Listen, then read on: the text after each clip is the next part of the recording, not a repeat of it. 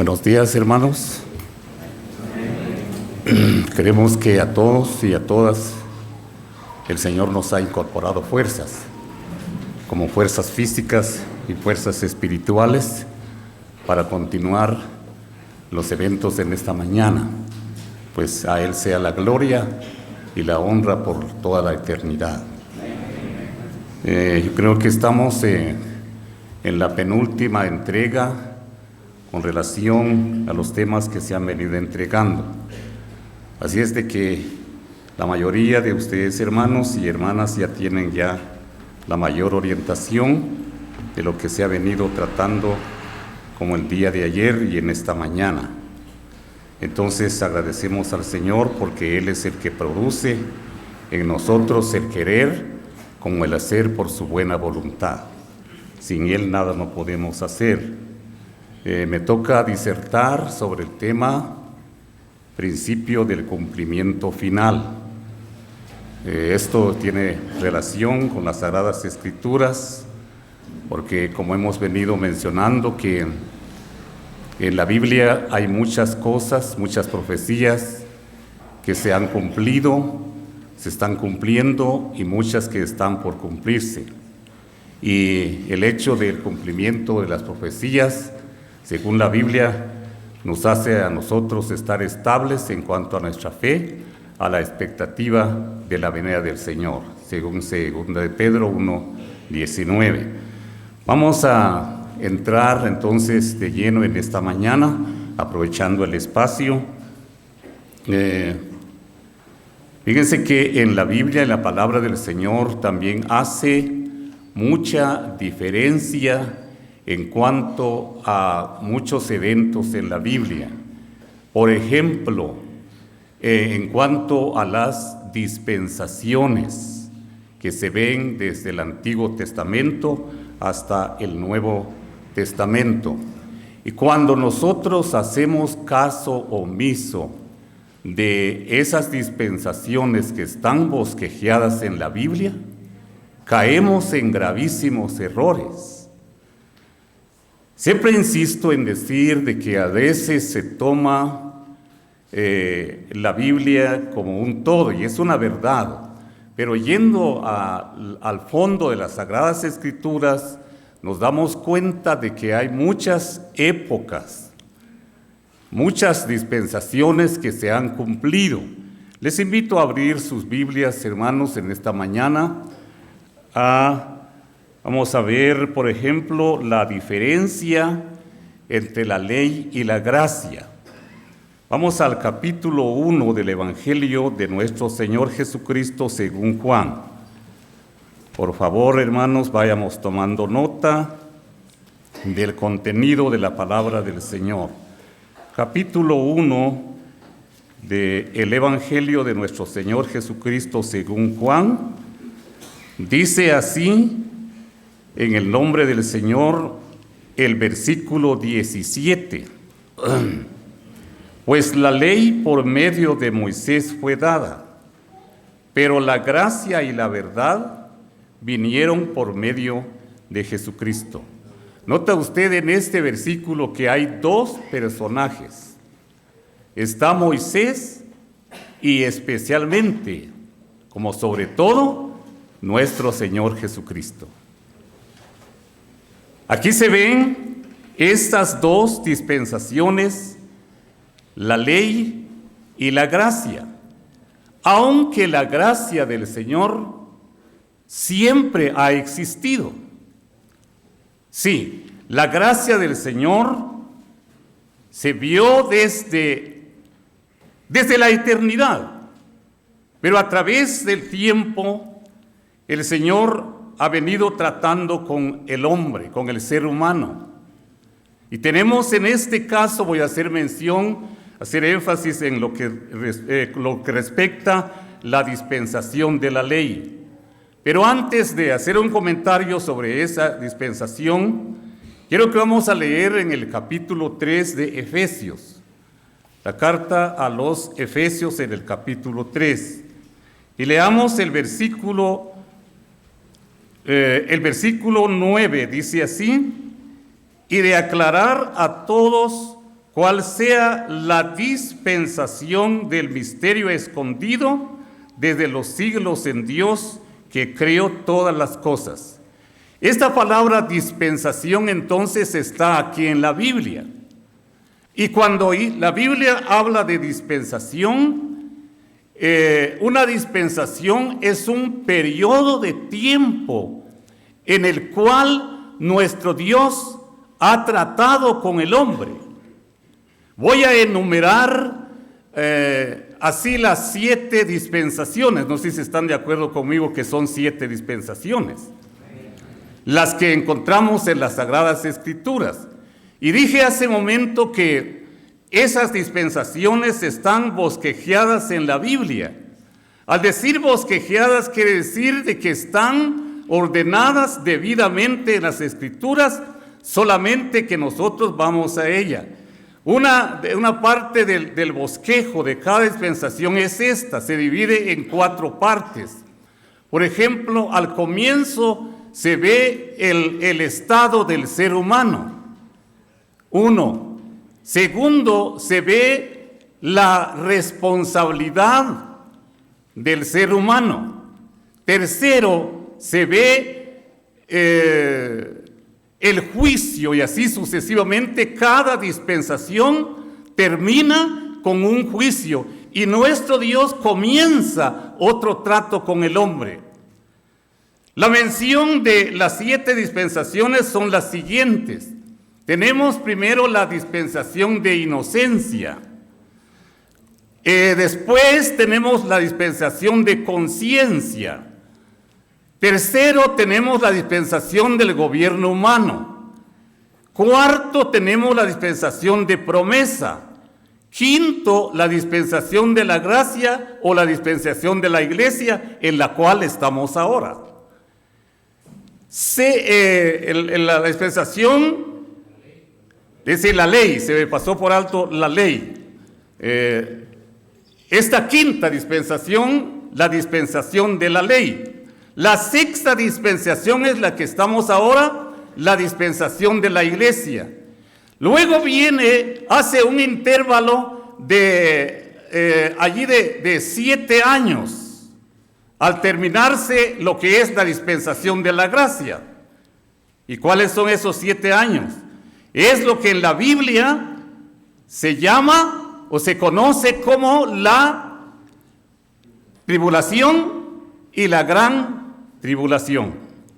Digo así porque los 3 años y medio de tribulación son pacíficas, y los otros 3 años y medio, según Daniel 9:27, es la gran tribulación, que el Señor Jesucristo mismo lo dijo, que no ha habido día como este, ni la habrá.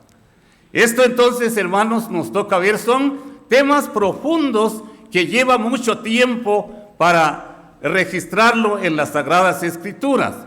Entonces, nuestro Dios ha venido tratando con el hombre desde la antigüedad, desde tiempos muy remotos. El Señor ha estado tratando con el hombre. Y hoy estamos en la dispensación de la iglesia. La dispensación de la iglesia, que siempre se llama la dispensación de la gracia. Y esta dispensación, según haciendo un análisis en la Biblia, nos damos cuenta que es la dispensación que más ha durado. Porque fíjense que ya tiene más de 2000 años esta dispensación. Las otras dispensaciones que anteceden no duraron todo ese tiempo. Por ejemplo, la dispensación de la ley duró aproximadamente 700 años. Ahora, ¿por qué surgió lo que llamamos la dispensación de la gracia o la dispensación de la iglesia?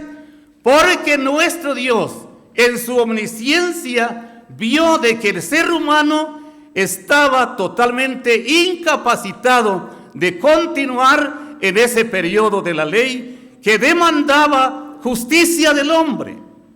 Y nunca jamás el ser humano ha podido ser justo delante de Dios, sino que nosotros bíblicamente hemos sido justificados por la gracia de Dios.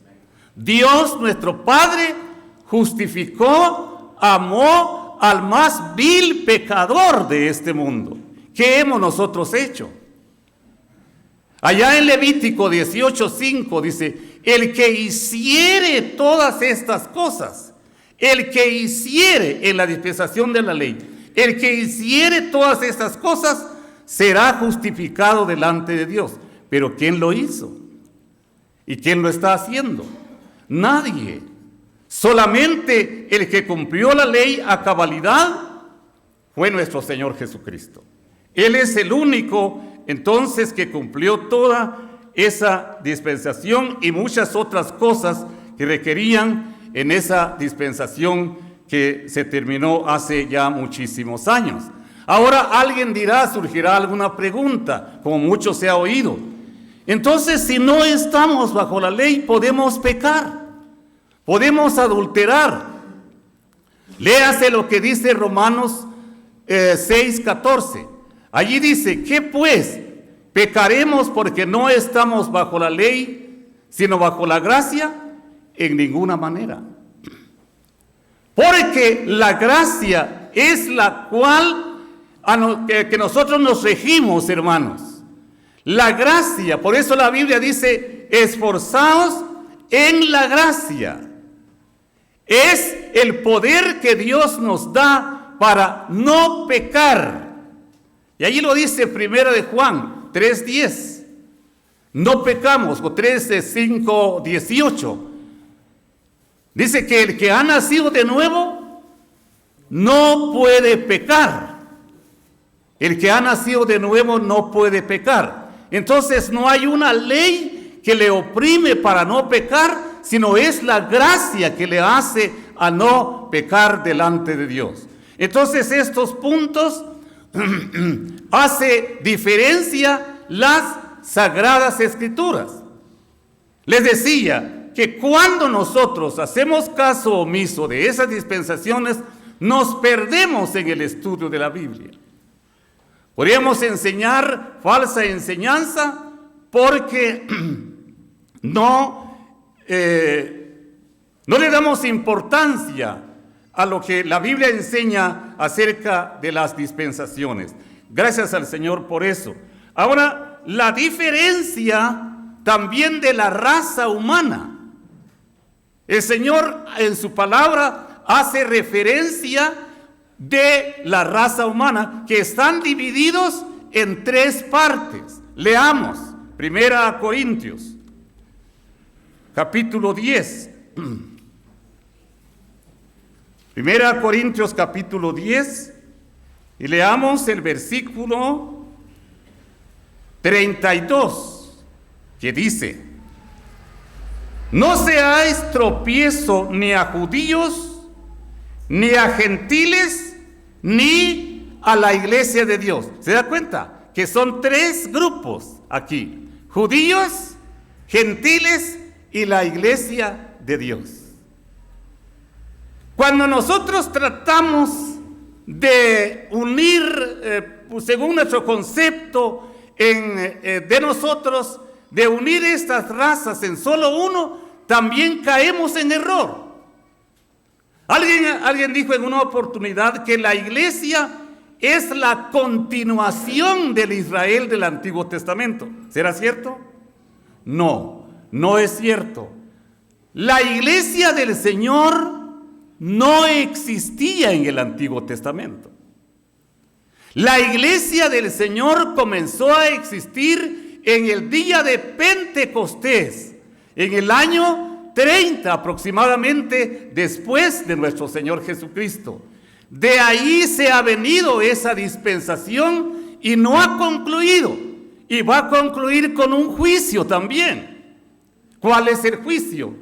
El arrebatamiento de la iglesia. Entonces allí se termina la dispensación de la iglesia y viene un periodo, ya les mencioné, que es la tribulación y la gran tribulación. Son temas muy profundos en las Sagradas Escrituras, pero que sí las tenemos que leer, las tenemos que estudiar, porque son para nuestro provecho. Aquí dice: no seáis tropiezo ni a judíos, ni a gentiles, ni a la iglesia de Dios. Nuestro Dios tuvo un trato con Israel. Ya, si no me equivoco, lo decía ayer, cuando leía con ustedes el capítulo 10 de Hechos. Allí fue la primera vez que el Señor, según el capítulo 15 de Hechos, visitó por primera vez a los gentiles para tener de ellos un pueblo para su nombre. Y ese trabajo del Señor no se ha terminado. Si tan solamente leamos aquí a continuación el libro de Efesios en el capítulo 2. Dice en el versículo 19 en adelante: así que ya no sois extranjeros ni advenedizos, sino conciudadanos de los santos y miembros de la familia de Dios, edificados sobre el fundamento de los apóstoles y profetas, siendo la principal piedra del ángulo Jesucristo mismo. Escuche esto: en quien todo el edificio, bien coordinado, va creciendo para ser un templo santo en el Señor, en quien vosotros también sois y juntamente edificados para morada de Dios en el Espíritu. En el tiempo actual, o mejor dicho, desde el día de Pentecostés, el Señor está edificando ese templo.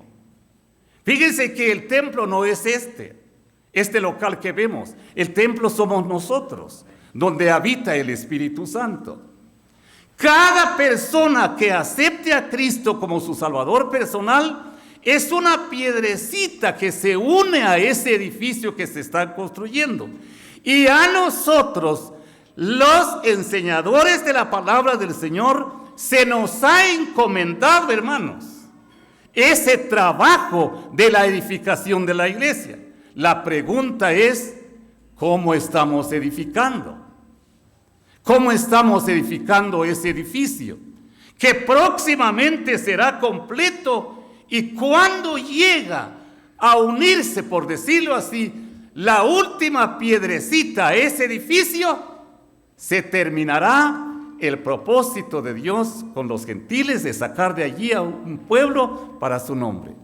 ¿Cuándo será? No lo sabemos. ¿Quién será el último convertido? No lo sabemos. El Señor sí lo sabe. Y cuando se termina todo eso, se termina el plan de Dios. Entonces, los judíos son diferentes, los gentiles son diferentes, la iglesia de Dios es diferente. Y nosotros tenemos que notar esa diferencia que la misma Biblia, el mismo Dios en su palabra nos hace mención. Ahora, otra diferencia que la Biblia enseña es acerca de la fe y las obras. Vamos a ver esto en la carta a los Efesios. Estamos aquí en Efesios. Vamos a ver en el capítulo 2 de la carta a los Efesios. Y leamos allí el versículo 8 y 9 dicen así: porque por gracia sois salvos por medio de la fe, y esto no de vosotros, pues es don de Dios, no por obras, para que nadie se gloríe. Nos damos cuenta que nuestra salvación no la obtuvimos por obras, en ninguna manera. Y esto se ve la primera vez en el capítulo 15 del libro de Génesis, versículo 9, cuando el Señor le dijo a Abraham: mira las estrellas y las puedes contar, así será tu descendencia. ¿Y qué dice a continuación? Y creyó Abraham a Dios y le fue contado por justicia. Solamente por creer. Y fíjese que esa creencia de Abraham fue antes de la ley. Porque la ley no comenzó desde el huerto del Edén. Pasaron aproximadamente 1500 años hasta llegar al monte de Sinaí, cuando allí comenzó lo que llamamos la dispensación de la ley. En la Biblia se encuentran dos montes: el monte Sinaí y el monte Calvario, donde comenzó la dispensación de la iglesia por medio de nuestro Señor Jesucristo. ¿Estamos claros? Gracias al Señor. Entonces aquí dice, ahora volteemos la página y leamos el versículo 10. Dice así: porque somos hechura suya, creados en Cristo Jesús para buenas obras, las cuales Dios preparó de antemano para que anduviésemos en ellas. Hemos sido salvos sin obras, pero nos crió para hacer buenas obras, las cuales Dios preparó de antemano para que anduviésemos en ellas. Gracias al Señor, porque aun cuando nosotros no existíamos en este mundo, el Señor ya tenía un propósito para con nosotros. El Señor ya tenía preparado las obras. Me llama mucho la atención del caso que sucedió en la vida de José. Cuando por fin sus hermanos le reconocieron allá en la tierra de Egipto, eso está registrado en el capítulo 45 de Génesis. Cuando sus hermanos le reconocieron en la tierra de Egipto, ellos se admiraron de que el gobernante en Egipto era el hermano de ellos, era familiar de ellos. Entonces José dijo: no os entristezcáis por esto, porque para bendición o para preservación de vida me envió Dios delante de vosotros. Quiere decir que cuando José fue llevado cautivo, según el capítulo 37 de Génesis, allí nuestro Dios tenía un propósito. Y pasaron más de 45 años para que los israelitas, la gente de allí entonces, los judíos, se dieran cuenta de que nuestro Dios tenía un propósito. Fíjense, hermanos, posiblemente que ustedes se habrán dado cuenta que para recibir una bendición hay una circunstancia antes. ¿Ya se dio cuenta? Para recibir una bendición tenemos que pasar por alguna circunstancia, y eso se ve en la Biblia. Nuestro Padre Celestial permitió de que los hermanos de José le despreciaran, y etcétera, etcétera. Era una circunstancia, pero después fue una gran bendición para ellos. Entonces fuimos creados para buenas obras. Ahora pasemos a 1 Corintios.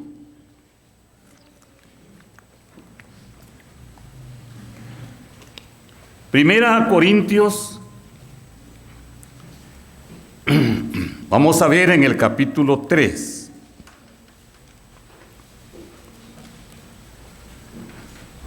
Veamos del versículo 12 en adelante de la primera carta a los Corintios, en el capítulo 3. Dice así: y si sobre este fundamento alguno edificare oro, plata, piedras preciosas, madera, heno, hojarasca, la obra de cada uno se hará manifiesta, porque el día la declarará, pues por el fuego será revelada, y la obra de cada uno, cual sea, el fuego la probará. Si permaneciere la obra de alguno que se glorificó, recibirá recompensa.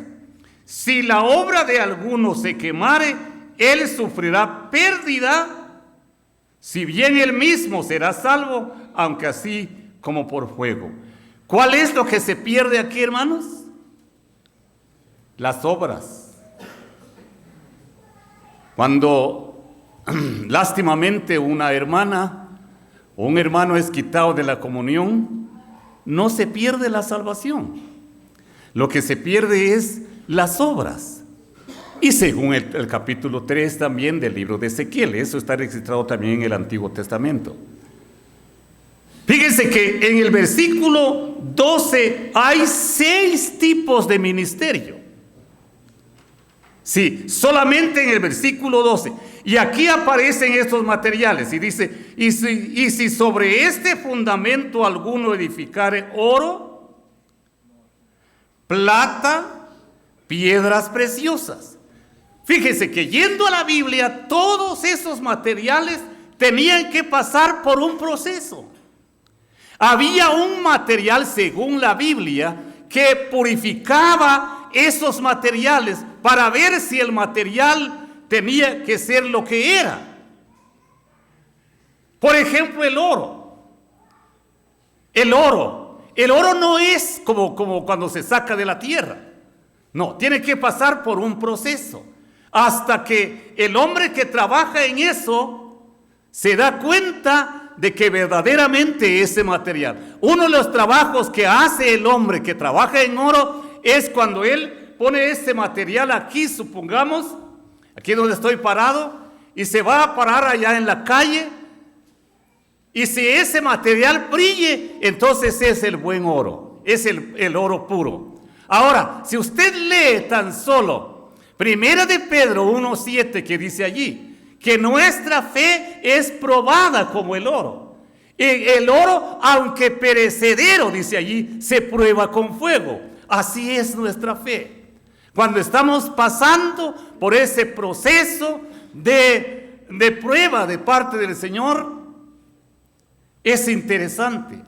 Fíjese que en la Biblia habla también de la tribulación del cristiano. Y esa tribulación allí no es la que he mencionado, la gran tribulación, sino existen dos tipos de tribulación en la vida del creyente. Y son estas: la tribulación educativa y la tribulación punitiva, o sea, castigo.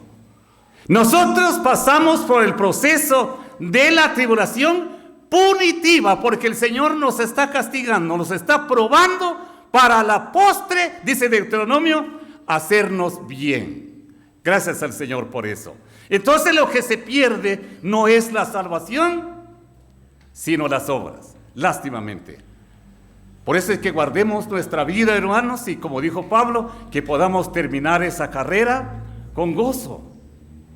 Sí, podamos terminar esa carrera con gozo. Hay creyentes que están comenzando esa carrera y a veces se comienza con apogeo. ¿Ya se dieron cuenta? Se comienza con apogeo. Se quiere hacer esto, deshacer aquello, avanzar en esto y después se cansa y lo deja de hacer. Hermanos, caminemos en la obra del Señor poco a poco. Y estamos expuestos a la tribulación educativa que siempre no está exento a nuestra vida. Estamos viendo las diferencias, ¿verdad?, que hace la Biblia. Hay muchos puntos. Ahora, otra diferencia es acerca de la venida del Señor por sus santos y la segunda venida del Señor con sus santos. ¿Me explico? La venida del Señor por sus santos y la venida del Señor con sus santos. Vamos a verlo en las Sagradas Escrituras, la diferencia que hace esto. Fíjese que tan solamente nosotros nos acercamos a esa meditación de ese tema, nos damos cuenta que del arrebatamiento de la iglesia a la segunda venida del Señor Jesucristo hay una gran diferencia. Leamos, tenemos allí el pasaje de Primera Tesalonicenses. Tal vez lo puedo mencionar de memoria, pero para no fallar, leamos las Escrituras. Vamos a Primera Tesalonicenses, el capítulo 4. Dice así a continuación la palabra del Señor. Capítulo 4, versículo 13 en adelante. Tampoco queremos, hermanos, que ignoréis acerca de los que duermen, para que no os entristezcáis como los otros que no tienen esperanza. Porque si creemos que Jesús murió y resucitó, así también traerá Dios con Jesús a los que durmieron en él. Por lo cual os decimos esto en palabra del Señor, que nosotros que vivimos, que habremos quedado hasta la venida del Señor, no precederemos a los que durmieron. Porque el Señor mismo, con voz de mando, con voz de arcángel y con trompeta de Dios, descenderá del cielo, y los muertos en Cristo resucitarán primero. Luego nosotros, los que vivimos, los que hayamos quedado, seremos arrebatados juntamente con ellos en las nubes. Escuche esto, en las nubes, para recibir al Señor en el aire, y así estaremos siempre con el Señor. En el aire. A lo que quiere decir que en ese evento de gran trascendencia, ojalá fuera hoy, yo sí deseo que fuera hoy, la venida del Señor por sus santos. En ese evento de gran trascendencia, el Señor no va a sentar sus pies en la tierra, sino que desde el aire, no sé a qué distancia de la tierra, no sé a qué distancia, pero la Biblia dice que en el aire subiremos para recibir al Señor, y así estaremos siempre con el Señor. Y según la Biblia, este evento va a ser tan instantáneo. En 1 Corintios capítulo 15 dice que será como un cerrar y abrir de ojos. A ver, cierra sus ojos y los abre. ¿Cuánto tiempo se tarda? En un instante va a ser ese evento. Y en un instante va a cambiar el panorama en el mundo.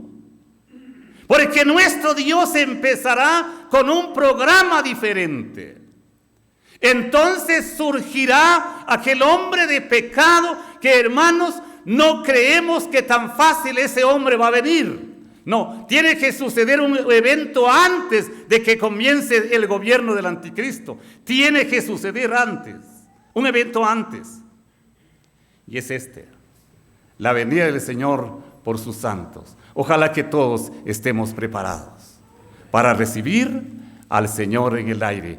Cuando eso sea, nuestros cuerpos de bajeza que tenemos ahora van a ser cambiados a un cuerpo glorificado, según Filipenses capítulo 3, versículo 20 al 21, que dice que tendremos, o vamos a tener, un cuerpo semejante a la gloria suya.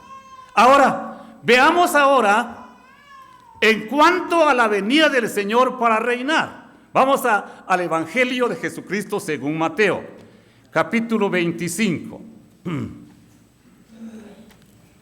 Dice aquí a continuación en el capítulo 25 de Mateo,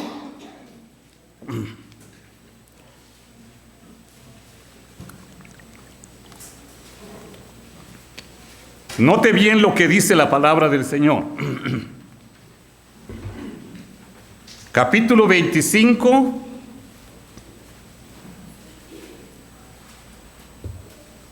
y leamos en el versículo 31.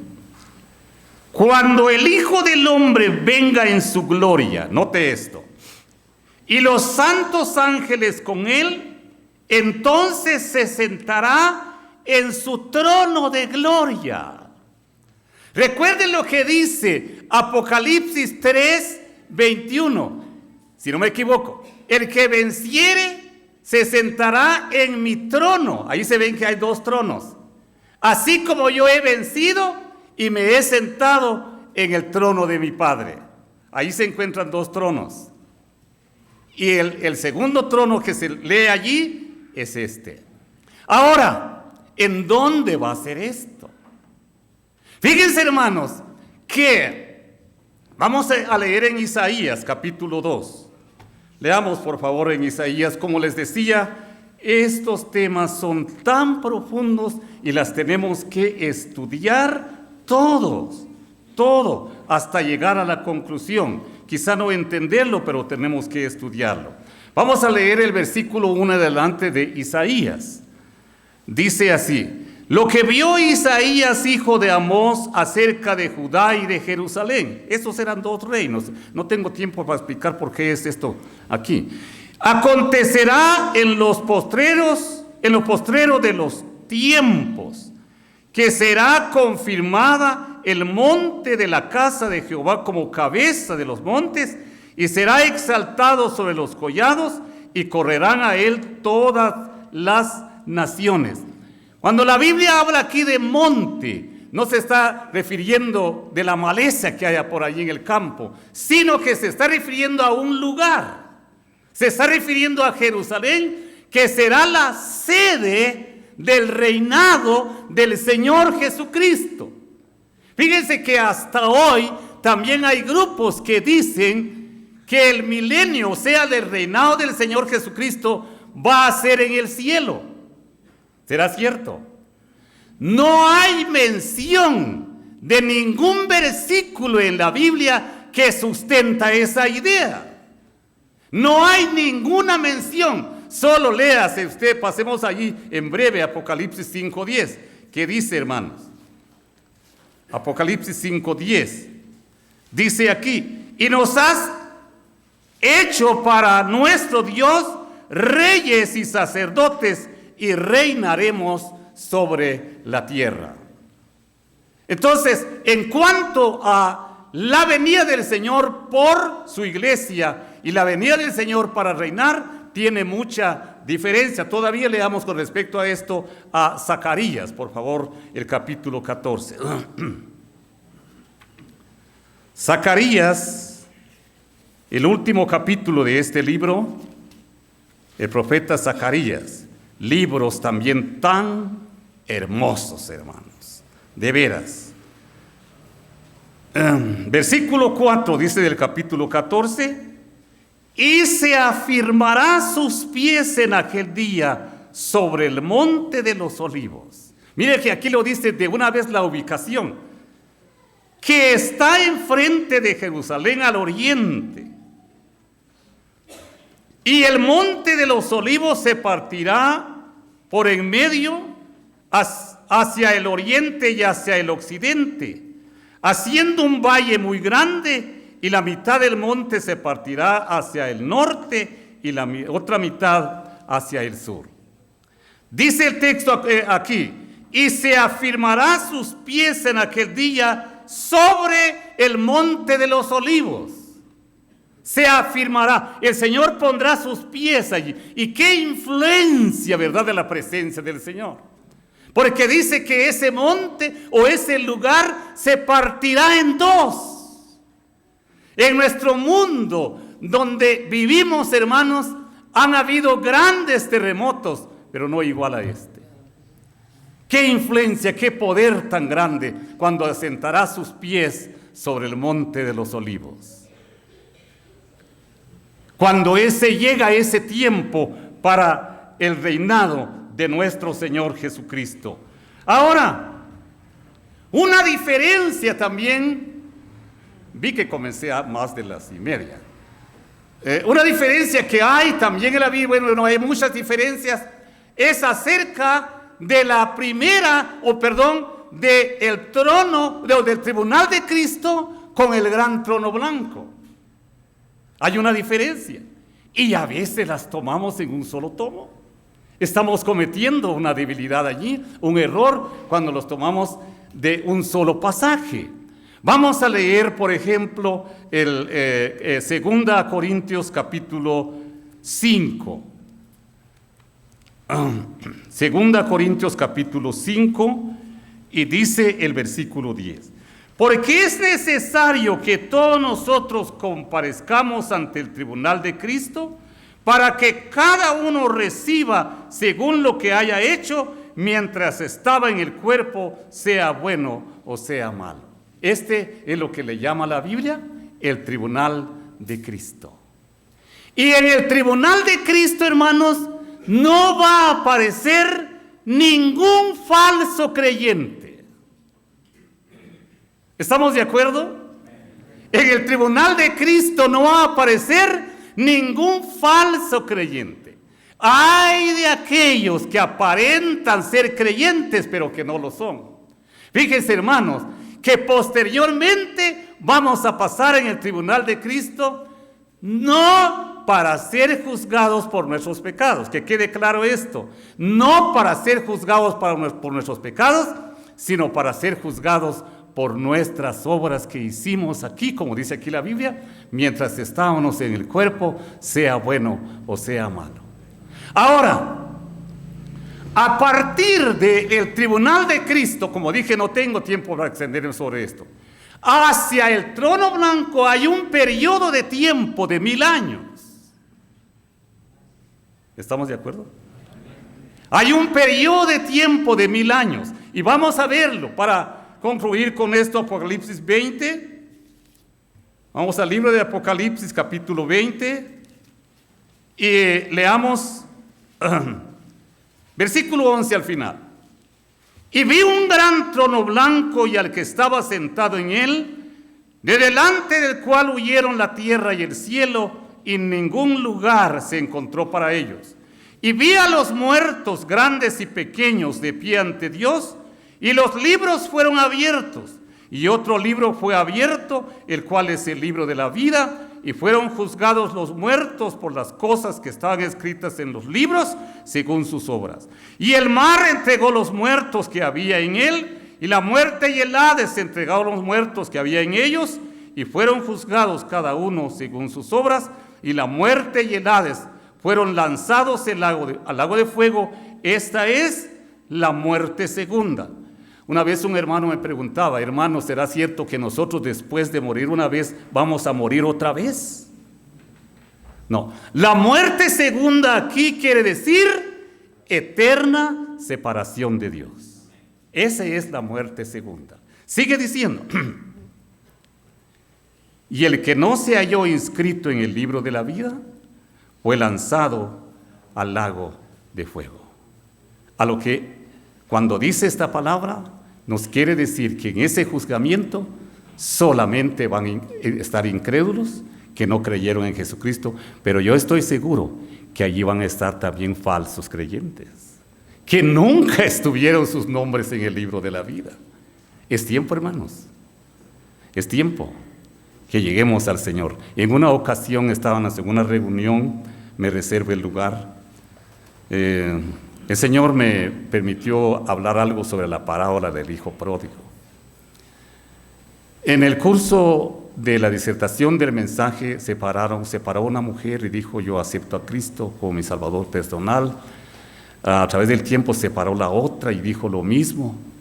Qué bueno, ¿verdad?, cuando hay almas convertidas al Señor. Pero cuando nos fuimos al hospedaje en la casa del anciano, el hermano me dijo: fíjese, hermano, que esto es una sorpresa, porque las mujeres que se convirtieron hoy llevaban ya 20 años de estar partiendo el pan. ¿Qué les parece? Eran falsas hermanas, no habían creído en el Señor. Entonces ahora es el tiempo que ubiquemos nuestro nombre en el libro de la vida. Hermanos y hermanas, la Biblia, la palabra de Dios, este volumen que contiene 66 libros, hace mucha diferencia de muchas cosas y nosotros las tenemos que estudiar. Gracias al Señor por su palabra, gracias a ustedes por su atención y que el Señor nos siga bendiciendo.